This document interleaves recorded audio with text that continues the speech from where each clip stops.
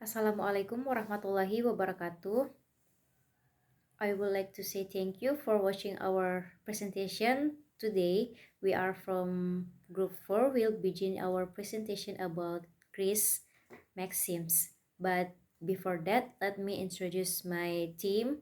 I am Dinda Waju Cahyani as moderator, and there are Khadijah, Sri Reski Ramadhani, Aini Adistiani, and the last is Muhammad Fahri Al-Maftuh. I am Dinda Wai Cahyani, so the next material is Greece Conversational Maxims. Greece believed that meaningful dialogue was characterized by cooperation and based his cooperative principle theory on the assumption that participants in conversation usually attempt to be truthful, informative, relevant, and clear in order to facilitate successful communication. Based on this assumption, Chris divided his cooperative principle into four conversational maxims. The four conversational maxims are the maxim of quality, the maxim of quantity, the maxim of relevance, and the maxim of manner. The first one is maxim of quality atau menyatakan kebenaran. Adhering to the maxim of quality means not lying intentionally.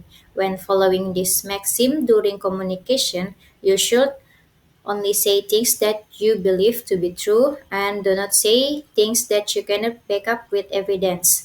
For the example is Ali, when is basic exam? Jordan say this Saturday. In the conversation above show the phenomena of maxim of quality.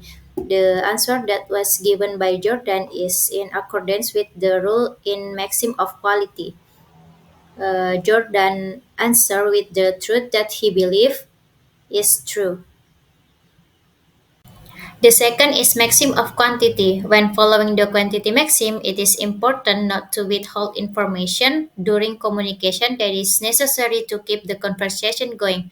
However, it is also important not to bombard the listener with too much irrelevant information. When adhering to this maxim during communication, you should first is make your contribution to the conversation as informative as necessary. The second is do not make the contribution that is more informative than is required. For the example, Mom, did you finish your homework? Pat said, I finished my algebra. Mom, well, get busy and finish your English too. In this conversation, the child didn't say that her English homework is not done, nor did she imply it. Nevertheless, her mother is entitled to draw this conclusion based on the combination of what the child actually said and the cooperative principle. Bismillahirrahmanirrahim. Thank you for the opportunity. My name is Aini Lisiani and I'm from group 3. Okay, so the next material is maxim of relation. Maxim of relation is the one of the four principles of communication in pragmatic theory, proposed by Paul Grace. Maxim of relation relates to the relevance of information conveyed in a conversation to the context or topic being discussed. This principle emphasized that the message conveyed by speaker should be relevant to the situation or topic being discussed. For example, using the maxim of relation situation, if you are talking to someone about your weekend plans, so there is the situation is relevant and not relevant. Not relevant if you start talking about the weather on Mars, it would be considered of violating of the maxim of relation because it was not nothing to do with the topic of conversation. The next is relevant. On the contrary, if you give information about your weekend plan, such as going to the beach, it will be considered relevant to the topic of conversation. Assalamualaikum warahmatullahi wabarakatuh. So let me introduce myself. My name is Reski Ramadhani, and then now I will explain about maxim of manner. So here, as we can see, maxim of manner requires clear and order in communication to ensure there is no confusion or ambiguity. with the elements of pragmatics, analyzing how people interpret and comprehend what is being said based on the utterance. The importance of the maxim of manner is highlighted. According to Greece, 1975, the maxim of manner is when someone tries to be clear, concise, and unambiguous and orderly in what is said. And then not only that, here each participant in the conversation speaks directly, not vaguely, without ambiguity, and without exaggeration, and coherently. With this maxim, speakers are also required to interpret the words used by their interlocutors based on the context in which they are used. And then several factors influence the existence of this maxim. There are existence of clarity or ambiguity between the speaker and the listener, for example, like this. So we get some example.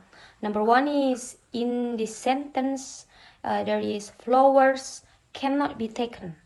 This sentence does not fulfill this maxim because there is no clarity. It could be that the flower, and then the listener is referring to our plastic flowers, natural flowers from the garden, or flowers from the bank. So here so many sangat banyak kemungkinan yang bisa disimpulkan dari apa yang si listener ini dengarkan dari si speaker. And then number two, if you want to make the sentence clear so that it fulfills the maxim, the speaker can say the rose must not be taken. That's why the listener will understand well what the speaker means. Okay, thanks the opportunity. My name is Khadija from class D. So I would like to explain about the violating of maxim in conversation. There are different types for violating maxim in conversation, like infringing, floating, suspending, opting out. Infringing a maxim not intended when the speaker has not intention of deceiving the listener. Suspending, funerals suspend the quality maxim in case of funeral orations. There's also poetry suspend the manner maxim. And then there's also speedy communication, suspend the quantity maxim like emol, nods, and etc. Jokes suspend the maxim of quality, quantity, and manner, usually untrue and exploit ambiguity and polysemy of meaning.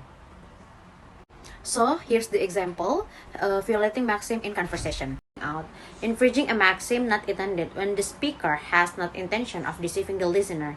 Suspending, funerals suspend the quality maxim in case of funeral orations. There's also poetry suspend the manner maxim. And then there's also speedy communication, suspend the quantity maxim like emol, nods, and etc. Jokes suspend the maxim of quality, quantity, and manner, usually untrue and exploit ambiguity and polysemy of meaning. So here's the example, violating maxim in conversation. Floating the maxims. Floating Greece maxim is a lot more common than violating maxims and is usually considered more acceptable. When Greece maxims are being floated, it should be apparent all those concerned. Being ironic, using metaphors, pretending to mishear someone, and using a tone of voice that doesn't match the content of what you are saying are an example of floating Greece maxim. Jadi menggunakan bersikap ironis, menggunakan metafora, berpura-pura salah dengar, dan menggunakan nada suara yang tidak sesuai dengan diri sendiri itu merupakan contoh dari pelanggaran Greece maxim. Okay, the next is some of the different ways in which the maxim are often flawed. The first is maxim of manner is flawed when speakers use many big words and technical jargon that they know their listener won't understand. The second is maxim of relevance is flawed when someone pretends to mishear what has been said to change the conversation. The third is maxim of quantity is floated when someone does not answer a question in full, usually to be obtuse or even annoying. Next, if the last maxim of quality is flawed when someone is being ironic. I think that's all for me. I give back to the moderator. Okay, thank you for all the presenter and thank you for watching our presentation. If you have any questions, you can write them in the comments. Wassalamualaikum warahmatullahi wabarakatuh.